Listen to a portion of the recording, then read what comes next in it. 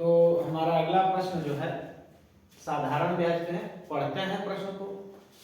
कोई राशि साधारण ब्याज की किसी निश्चित वार्षिक दर पर 8 वर्ष में दोगुनी हो जाती है। वही राशि साधारण ब्याज से उसी ब्याज दर पर कितने वर्ष में 4 गुनी हो जाएगी। तो सबसे पहले हम देखते हैं कि ये 2 गुनी हुए, तो 2 गुनी बराबर हम लिखते हैं 200। 2 गुनी का मतलब होता है 200। तो अगर हमारा मिश्रधन 200 बन रहा है तो हम पूंजी इसमें कितना लगाए होंगे 100। अपनी पूंजी बाहर कर लेते हैं तो हमें मिला कितना 100, और यह 100 होने में समय कितना लगा है 8 वर्ष। तो हमारी दर निकल जाएगी, 4 से काटेंगे 25, 4 से काटेंगे 2, यानी हमारी दर 25/2% होती है। ठीक है, अब हमें पहुंचना है कितना 4 गुना। तो 4 गुना का मतलब हम लिखेंगे 400, और इस 400 में भी हमारा पैसा है कितना, मूलधन कितना है 100, यानी हम कितना पे जा रहे हैं 300% पे जा रहे हैं। यही 300% 25/2 के हिसाब से बनाने में कितना समय लगेगा, तो हम 300 में 25/2 से भाग देंगे तो ये 2 हो जाएगा, नीचे हो जाएगा 25, 25 से कट जाएगा 25 करने 25, 25 दूना 50, अर्थात 12 दूना 24 वर्ष। 24 वर्ष में यह राशि जो है 4 गुनी हो जाएगी। अब इसका एक और तरीका होता है जो इसको लिखते हैं n-1/t, लेकिन हम ये मानते हैं कि ये बेसिक है। अगर आप इसे समझ गए तो जितना गुना करते हैं आप आसानी से दर निकालेंगे, अगले टारगेट पे जाएंगे और भाग दे देंगे तो आपका आंसर आ जाएगा। तो इस प्रकार आपका विकल्प सी जो है इसका सही जवाब होगा, और आप ऐसे इस प्रश्न को हल कर सकते हैं। तो हम अब अपने अगले प्रश्न की ओर बढ़ेंगे, और हमारा अगला प्रश्न है, तो हमारा अगला प्रश्न जो है चक्रवृद्धि ब्याज और साधारण ब्याज दोनों को मिला करके बना हुआ है। क्या है, समान राशि पर 2 वर्षों में अर्जित चक्रवृद्धि ब्याज और साधारण ब्याज का अंतर 28 रुपए है। यदि ब्याज की वार्षिक दर 4% है तो मूलधन क्या है। ठीक है, अब हम 4% दर को आधार बना करके दोनों निकाल लेते हैं, चक्रवृद्धि ब्याज और साधारण ब्याज। तो सबसे पहले हम चक्रवृद्धि ब्याज निकालेंगे। तो 2 वर्ष के चक्रवृद्धि ब्याज के लिए हम क्या करेंगे, 4% 2 वर्ष। तो इसका एक तरीका होता है 2 गुणे दर प्लस दर का वर्ग और 2 अंक पे दशमलव, अर्थात 4 गुना 8 और 4 चौको 16। ये हमारा चक्रवृद्धि ब्याज बन गया। अब हम यहीं पर साधारण ब्याज भी बना लेते हैं। तो सबको पता है कि साधारण ब्याज सीधा सीधा चलता है, अर्थात 4% 2 वर्ष का साधारण ब्याज हमारा बनेगा केवल 8%। अब अगर इन दोनों का हम अंतर कर ले रहे हैं तो हमें केवल 0.16 का अंतर मिल रहा है। ठीक है, अब यही 0.16 से हम इस अंतर की तुलना कर देते हैं। तो लिखेंगे 0.16 बराबर है कितना के 28 रुपया के। तो टोटल मूलधन हमारा 100% होता है, 100 बराबर क्या होगा, तो 100 ऊपर हो जाएगा, 0.16 नीचे हो जाएगा। अब दशमलव हटाना है तो 2 और 0 हम दे देंगे। ठीक है, 4 से काटेंगे, 4 चौको 16, 4 सत्ते 28, 4 से कट गया 25 बार में, 25 चौको 100 और 2 को 0। अब गुणा अगर लेते हैं तो 25 गुणे 7 होता है 175, और डबल 0 और ले लेते हैं। इस प्रकार हमारा मूलधन जो है 17,500 रुपए होगा, यानी कि 17,500 की राशि पे 4% वार्षिक दर से 2 वर्ष के चक्रवृद्धि और साधारण ब्याज का अंतर 28 रुपया आएगा। तो देखते हैं हमारा विकल्प सी जो है इसका सही जवाब होगा। और इस प्रकार कोई भी प्रश्न आता है 2 वर्ष का अगर चक्रवृद्धि साधारण के अंतर का, तो केवल आप परसेंट में ही चक्रवृद्धि साधारण बना लेंगे, घटा लेंगे, और जो अंतर आएगा उससे इस अंतर की तुलना कर देंगे, आपका मूलधन 100 बराबर आ जाएगा। ठीक है, अगले प्रश्न की ओर चलते हैं।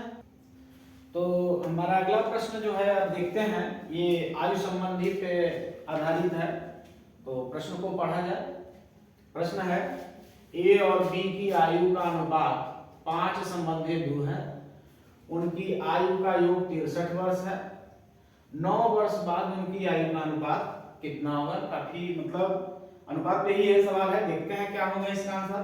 तो सबसे पहले हम ए और बी लिखेंगे। और इनकी आयु का अनुपात क्या है, 5:2 है।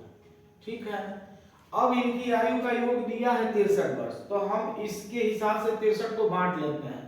तो 5 और 2 अगर जोड़ते हैं तो कितना बनेगा, 7, और 7 बराबर है 63 के, तो हम 1 बराबर वैल्यू निकाल लेंगे। क्या मिला, 9 मिला।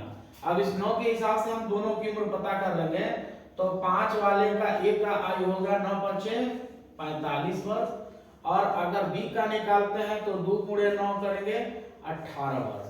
यानी कि ए और बी की वर्तमान आयु जो 5:2 के अनुपात में है उसे हम निकाल चुके हैं, 45 और 18 वर्ष है।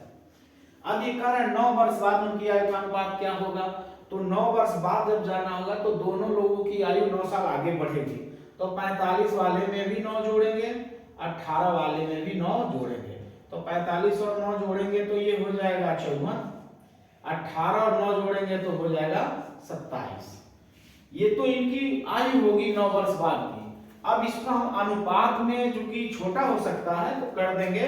तो ये 27 के पहाड़ा से ही कट जाएगा, 27 गुना 54 और 27 एकन्ने 27, अर्थात 9 वर्ष बाद उनकी आयु का अनुपात जो है 2:1 हो जाएगा। तो हमारा विकल्प जो है बी इसका सही जवाब होगा। तो इस तरह अनुपात वाले प्रश्नों को हम पहले अनुपात लिखते हैं, फिर अगर योग है तो जोड़ करके अनुपात से बांटते हैं, अगर गुणा में है तो यहाँ हम यक्स रख लेते हैं, क्योंकि गुणा में कई बार लोग भ्रम में गलती कर लेते हैं, यक्स स्क्वायर का मान।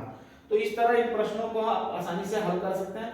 अगर आगे जाने के लिए पूछा है तो जोड़ते हैं, पीछे जाने का अनुपात पूछता है तो घटा देते हैं। तो इस प्रकार आप इस प्रश्न को आसानी से हल कर सकते हैं। अगले प्रश्न की ओर बढ़ते हैं। और हमारा अगला प्रश्न जो है समय दूरी से, चाल दूरी से है, पढ़ते हैं। एक व्यक्ति 75 किलोमीटर प्रति घंटा की चाल से किसी निश्चित दूरी को 8 घंटे में तय करता है। उसी दूरी को 6 घंटे में तय करने के लिए उसकी चाल क्या होगी। तो प्रश्न जो है सीधा सीधा है कि अगर हम 75 की स्पीड से गाड़ी चलाते हैं और 8 घंटे तक चलाते हैं तो हम कितनी दूर जाएंगे। अब अगर वो दूरी हमें मिल जाती है तो उसी दूरी को 8 घंटा में तय करना है, तो पुनः वापस हम आने के लिए भाग दे देते हैं और हमारा स्पीड निकल जाएगा। यानी कि 75 की स्पीड से हम जाएंगे कितना समय तक, 8 घंटे में, और 6 घंटे में हमको फिर पता करना है। तो लिखेंगे दूरी के लिए क्या करेंगे, टोटल दूरी हमारी मिल जाएगी 75 × 8। 75 × 8 जब करेंगे तो हम कितना दूर जा रहे हैं हमें मिल जाएगा। अब वापस आना है क्या, कि वही दूरी, यानी कि ये 75 × 8 की जो दूरी है यह हमें 6 घंटा में पूरा करना है। तो अगर 6 घंटे में पूरा करना है, चाल निकालना है, तो वापस 6 समय से भाग दे देते हैं 6 से। अब आपका आंसर आ जाएगा। तो 2 से काटते हैं तो 2 × 3 = 6, 2 से कट गया 4, और 3 से काटेंगे तो ये हो गया 25 बार में काट देगा। गुणा करेंगे तो आपका आंसर आ जाएगा 25 को 100, अर्थात इस दूरी को 6 घंटे में तय करने के लिए आपकी चाल 100 किलोमीटर प्रति घंटा होनी चाहिए। और आप इसका जवाब होगा विकल्प सी, अर्थात विकल्प सी इसका सही जवाब होगा। तो चाल समय दूरी का प्रश्न जो है बहुत बड़ा नहीं है, ये सीधा सीधा था।